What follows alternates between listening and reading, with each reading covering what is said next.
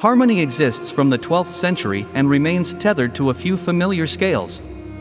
Modes or scales existed from long back. The reign of modes remains undisturbed in all music cultures other than that of the West. Author believes every music scale has some melodic motif and harmonic texture inherent in them. Whether a composer or improviser, one cannot ignore this treasure. South Indian art music, addressed as Carnatic music, has such a huge scale list, many of which are unexplored yet by musicians of both hemispheres. The vernacular names of 72 scales are an obstacle.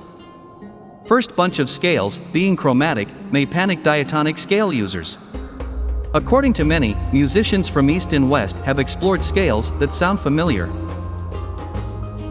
With 72 music scales and thousands of ragas in Carnatic music, musicians keep at bay. Various activities could invoke further progress in this matter. Listing the 72 scales with logical nomenclature is one such act.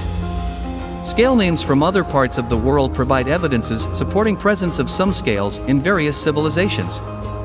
With an aim to attract musicians in this direction, the authors started with logic scale nomenclature following the norms and traditions like ecclesiastical modes, historical findings from various eras and civilizations of music.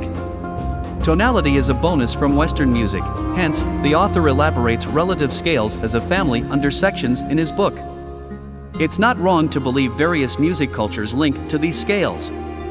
This makes sense to Western musicians, and they explore Indian scales and ragas with more charisma, facilitating harmonic deviations.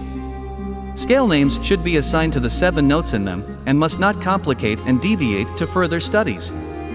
Author values tradition, hence doesn't disturb Carnatic scale order and their vernacular names. Thus, Indians are free to interact with the Western musicians who may follow the FRANCISIAN nomenclature.